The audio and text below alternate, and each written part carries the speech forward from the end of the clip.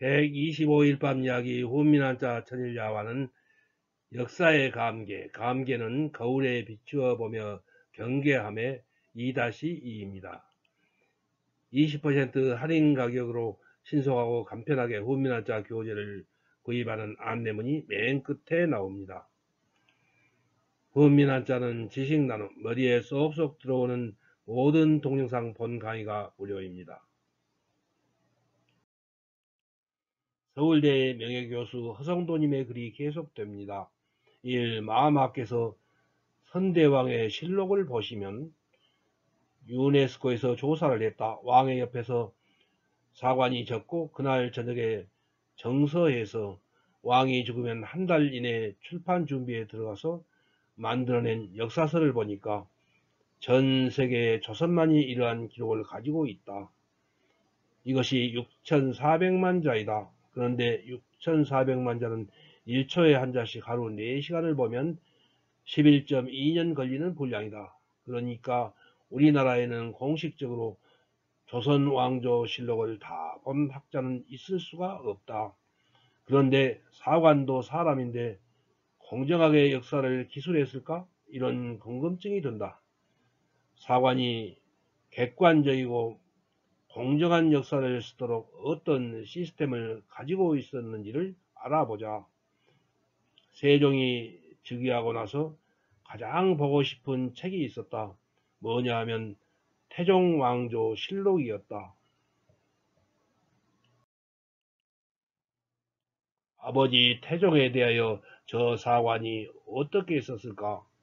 너무너무 궁금해서 태종왕조 실록을 봐야겠다고 했다. 맹사성이라는 신하가 나섰다.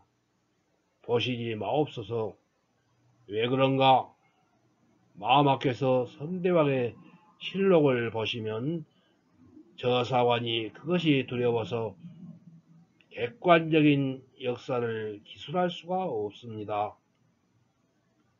세종은 태종실록을 보는 것을 잘 참았다. 몇 년이 지나자 또 보고 싶어서 참기가 어려웠다. 그래서 선대왕의 실록을 봐야겠다고 했다.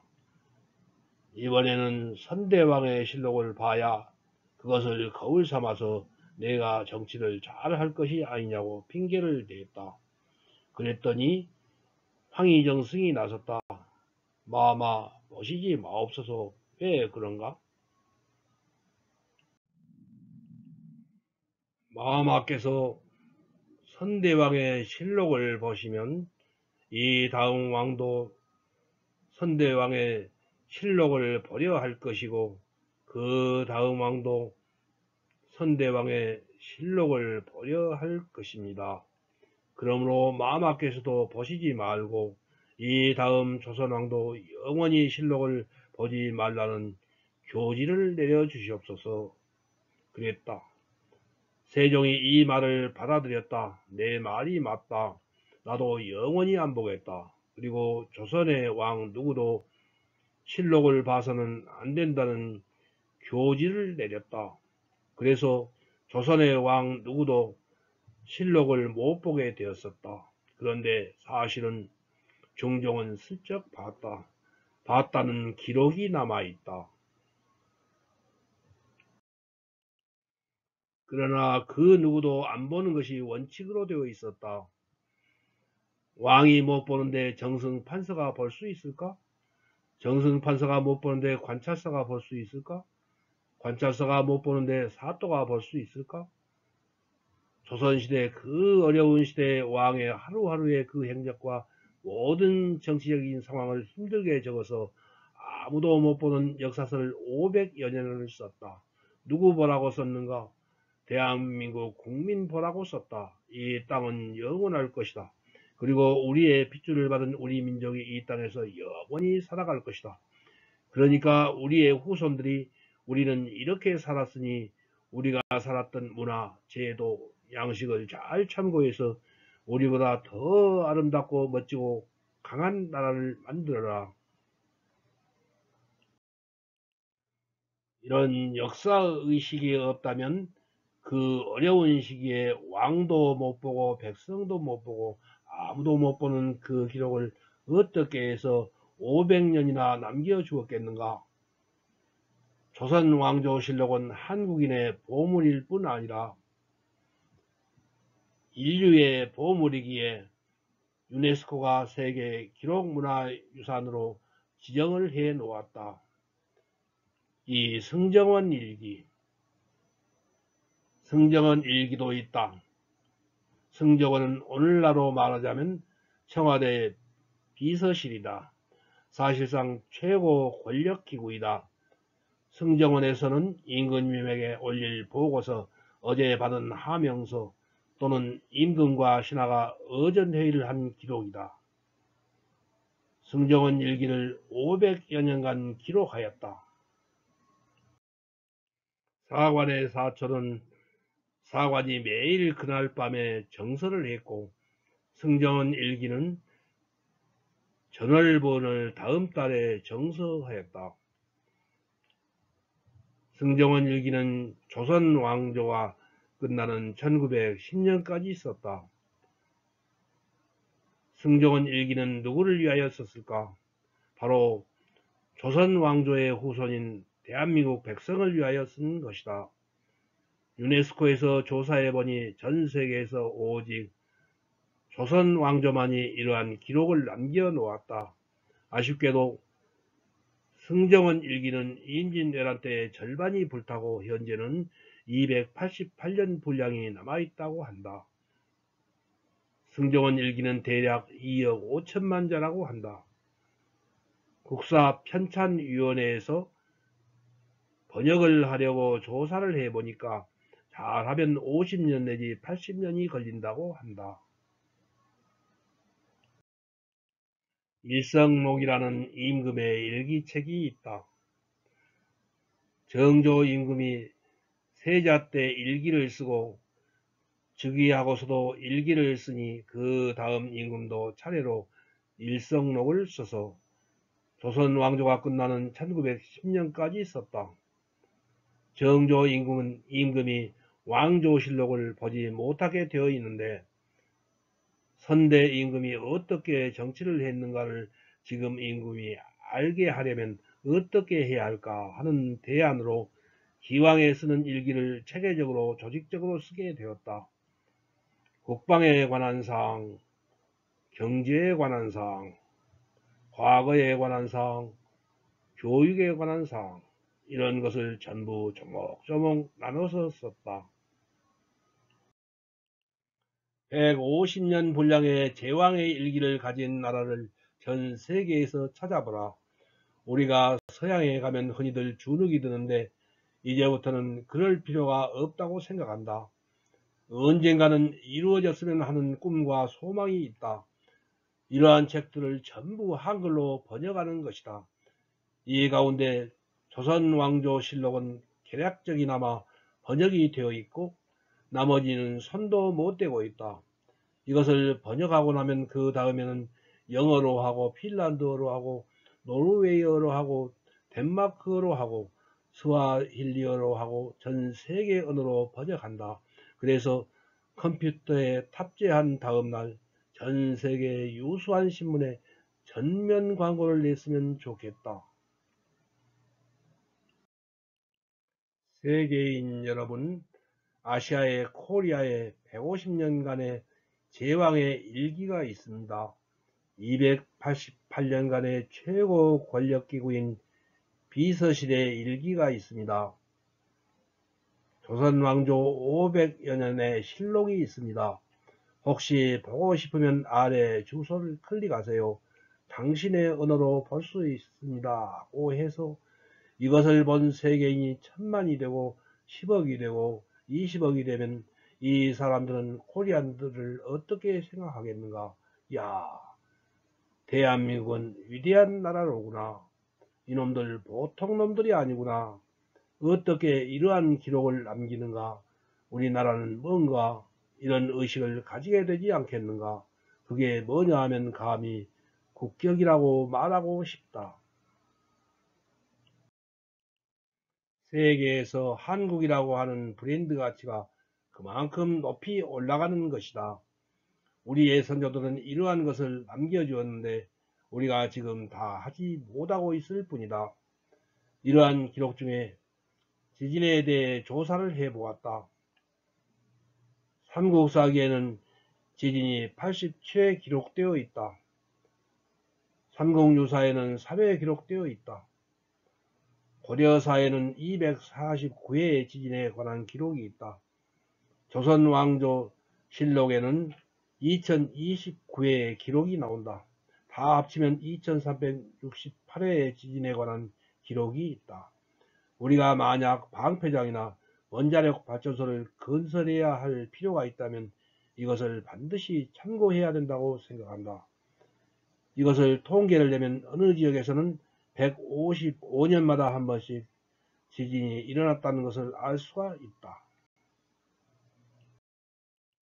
어느 지역은 평균 200년에 한 번씩 지진이 일어났었다. 이러한 지역을 다 피해서 2000년 동안 지진이 한 번도 안 일어난 지역에 방패장 원자력 발전소를 만드는 것이 맞을 것이다. 이렇게 해서 방패장 원자력 발전소를 만들면 많은 세계인들이 반드시 산업시설을 올 것이다. 그러면 수력발전소도 그런 데에 만들어야 한다. 정문에 동판을 세워놓고 영어로 이렇게 썼으면 좋겠다. 우리 민족이 가진 2000년 동안의 자료에 의하면 이 지역은 2000년 동안 단 한 번도 지진이 발생하지 않았다. 따라서 이곳에 방패장 원자력 발전소 수력 발전소를 만들었다.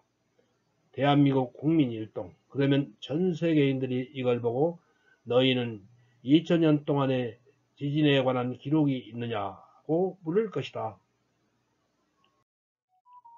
이 지진의 기록도 굉장히 구체적이다. 어떻게 기록이 되어 있느냐 하면 우물가에 버드나무 잎이 흔들렸다. 이것이 제일 약진이다. 흙담에 금이 갔다. 흙담이 무너졌다. 돌담에 금이 갔다. 돌담이 무너졌다. 기와장이 떨어졌다. 기와집이 무너졌다. 이렇게 되어 있다.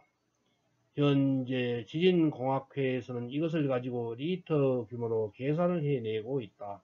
대략 강진만 뽑아보니 통일신라 이전까지 10일에 강진이 있었고 고려시대에는 10일에 강진이, 조선시대에는 26회의 강진이 있었다. 이러한 것을 계산할 수 있는 자료를 신기하게도 선조들은 우리에게 남겨주었다. 실로 위대한 선조들이라 아니할 수 없다. 대한민국의 국민들이시여 자부심을 가지고 삽시다. 세계를 향해 포효합시다. 다음. 충신의 귀감. 조선 숙종 때 당 하관 벼슬에 있던 이관명이 암행의사가 되어 영남지방을 시찰한 뒤 돌아왔습니다. 숙종이 여러 고을에 민폐가 없는지를 묻자 고든 성품을 지닌 이관명은 사실대로 대답했습니다. 황공하오나 한 가지만 어려움나이다. 통영에 소속된 섬 하나가 있는데 무슨 일인지 대궐에 호궁 한 분의 소유로 되어 있었습니다. 그런데 그 섬 관리의 수탈이 어찌나 심한지 백성들의 궁핍을 참아 눈으로 볼 수가 없을 지경이었습니다. 숙종은 화를 벌컥 내면서 책상을 내리쳤습니다. 와인이 그 조그만 섬 하나를 호궁에게 준 것이 그렇게도 불찰이란 말이더냐.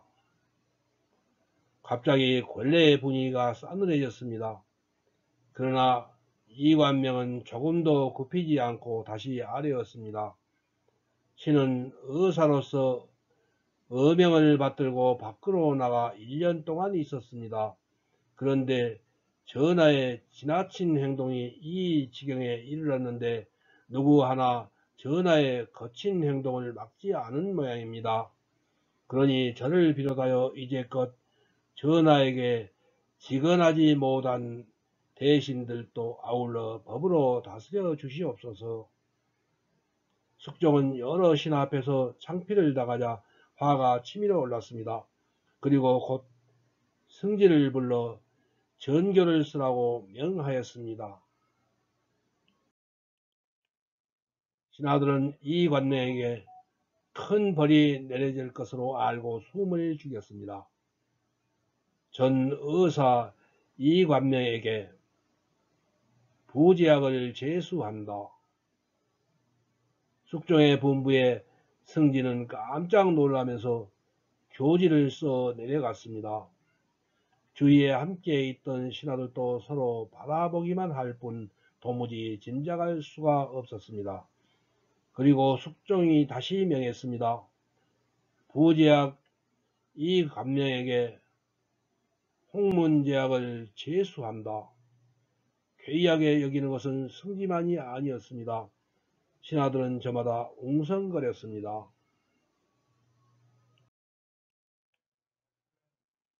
또다시 숙종은 승지에게 명을 내렸습니다.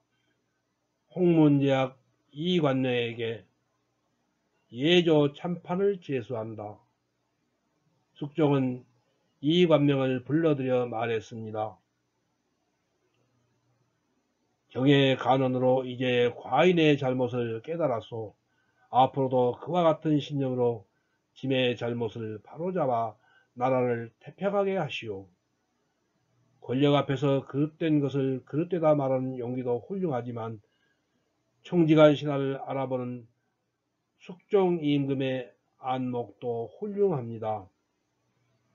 정의를 외칠 수 있는 사회, 현자를 알아보는 사회, 상식이 통하는 사회, 이것이 진정 우리가 꿈꾸는 세상이 아닐까요? 다음 126일 밤 이야기 훈민하자 전자와는 일본 제국주의자의 식민사관입니다. 1. 오른편 할인 가격으로 교재를 주문하시고 교재 대금은 택배로 책을 받으신 다음에 입금하세요. 2. 주소, 성명, 전화번호, 책명 가격을 문자 메시지로 김종호 010-628-1192로 보내주세요. 답변을 보낼 것임. 3. 교재는 오후 3시 이전에 신청하시면 바로 다음날 받으시게 하겠습니다. 토, 일, 공휴일은 수년. 4. 입금 계좌 번호는 교재 뒷표지 안쪽에 있어요. 낙권 구매는 교보문고 예스24 인터파크 알라딘에서 구입하시기 바랍니다.